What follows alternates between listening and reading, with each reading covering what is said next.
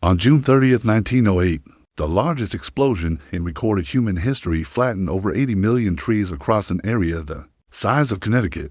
The Tunguska event remains one of the most mysterious occurrences in modern history, and though it was witnessed by thousands, no one knows for sure what caused it. Was it a meteor? A comet? A secret weapon? Let's find out. This is the incredible story of Tunguska, Russia's forgotten cosmic explosion. In the early 20th century, Siberia was a vast, untamed wilderness. It was a place where grizzlies roamed free, and where more than 100 different tribes of indigenous people lived in small, isolated settlements. The region was so remote that it wasn't even part of the Russian Empire. It belonged to a nearly autonomous state called the Russian Far East. But all that would change in just a few months when a strange visitor from space would devastate the land forever. It was a Sunday evening in June when the prospectors named Vasily Semenov and Viktor Toychaikin were sailing down the Podkamennaya Tunguska River. The men had been working for a mining company that was hoping to strike it rich with gold, but they hadn't found much of anything. As they sailed along the river, the sky suddenly lit up with a bright blue light. They both turned their heads toward the horizon and saw a white trail streaking across the sky. Then they heard a loud roar like a train rounding a bend. But this was no train. Whatever had streaked across the sky had crashed somewhere beyond the mountains. The next morning, they decided to investigate. As they sailed around the mountain, they saw something that made their blood run cold. The forest on the other side of the hill was completely flat. All of the trees had been cut down as if with a giant pair of scissors. Though the blast must have happened very recently, there were no signs of smoke or fire. Some of the trees had been snapped cleanly in half, while others were completely uprooted. When they reached the center of the devastation, they found something else that was even weirder. All of the trees were pointing away from the center of the destroyed area, as if something had exploded in the forest and blown the trees every which way. The men raced home and sent a telegram to the nearest jailer about what they had seen. They ended it with a simple, "What should we do?"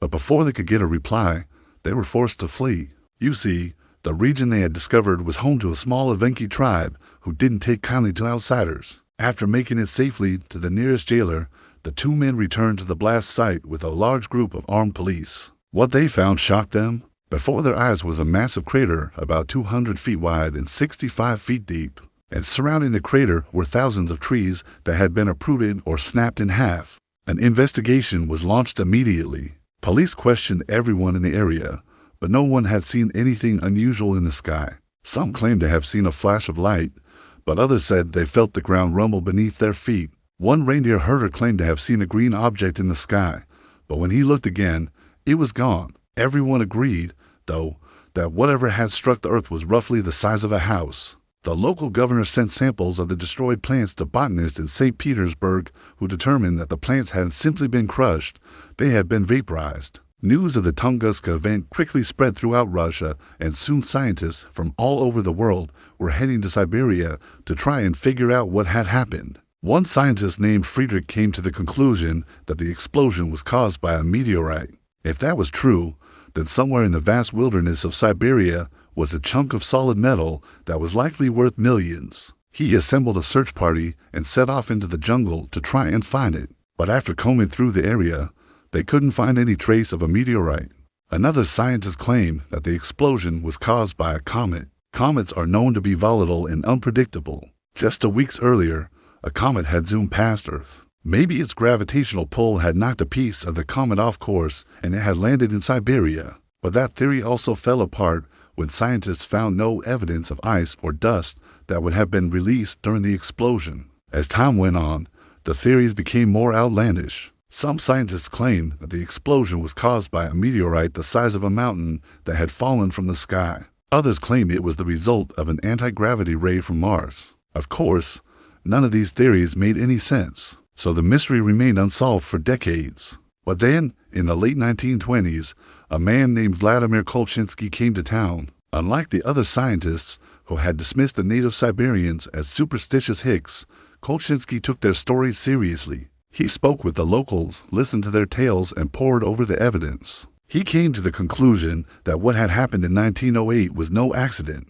See, according to the natives, before the explosion, the sky had been filled with bright lights and strange whistling sounds. Tall, thin pillars had risen from the ground and touched the sky. When the pillars had disappeared, a fiery object had fallen from the sky and hit the earth. That was why Kolchinsky believed that the Tunguska event was caused by a comet. Now, many scientists dismiss his claims because he relied heavily on Native American folklore. But if you think about it, what other explanation makes sense? No meteorite has ever been found. There's no evidence that a comet actually hit the Earth. And if the explosion was caused by some kind of advanced technology, well, that would mean that the Russians weren't the only ones. Whatever caused the Tunguska explosion was likely traveling at a very high speed. It moved so fast that the air in front of it turned to vapor. The heat from the explosion roasted the soil for miles around, and the shockwave from the explosion traveled all the way around the world 3 times. People reported feeling the shockwave in places as far away as Washington, D.C., London, and India.